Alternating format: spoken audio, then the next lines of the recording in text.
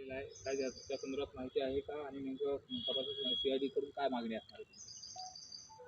आणि काल मी जे SIT प्रमुख होते व्यंकटरप साहेब त्यांना मी काल दुपारी फोन केला होता तपासासंदर्भात माहिती घेण्यासाठी. तर त्यांनी मला सांगितलं की तुमचा तपास हा CID कडे वर्ग केलेला आहे, त्याचं आणखीही पत्र आलं नाही आणि CID वाल्यांनी पुरेपूर आमचं म्हणणं ऐकून घ्यावं आणि त्यानंतर तपास करावा. मात्र आतापर्यंत जो SITने केलेला तपास होता त्यावरती तुम्ही समाधानी आहात? आता CID कडे तपास केलेला तुम्ही मागणी देखील तशा पद्धतीने केलेली होती. तुम्ही महासंचालकाची भेट देखील घेतलेली होती. तर काय नेमकं तुमचं म्हणणं असेल या संदर्भात? आता CIDने कसा तपास केला?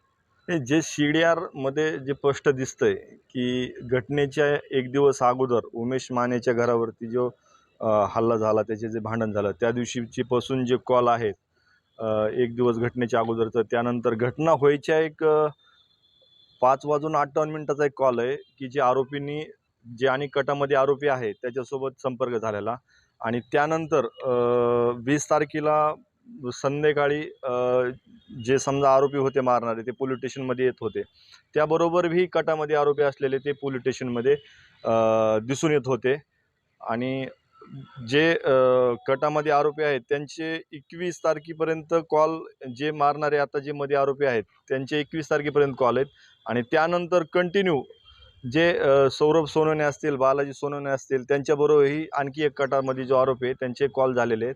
त्या संदर्भात मी SIT प्रमुखांना अटक करा म्हणून म्हणत होतो. त्यांनी ते आम्ही तपास चालू आहे. त्यांना आता 7-8 दिवसाचं मी अल्टिमेटम पण दिलं होतं, त्याच्यापर्यंत अद्याप काही झालं नाही. त्यानंतर मी महासंचालक साहेबांची भेट घेऊन मी त्यांना पत्र केलं होतं की हा तपास उच्चस्तरीय राज्यस्तरीय SIT कडे द्यावा म्हणून, पण त्यांनी CID कडे दिला म्हणून असं काल कळतं आहे.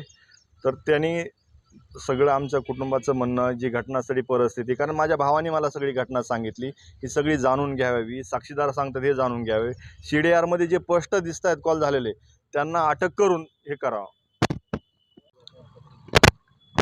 आज माझं कुटुंब, मी नारायणगड इथे त्यांनी सकाळी 10 वाजता आमरण उपोषणाला सहकुटुंबासह बसणार आहे. हे जी कटामध्ये आरोपी आहेत हे CDRमध्ये स्पष्ट होत आहेत, यांना तात्काळ अटक करावी ही प्रमुख मागणी आहे. त्यानंतर बाकीच्या मागण्या आहेत मी पत्राद्वारे आपल्याला देईल. आंदोलन कुठं बसणार?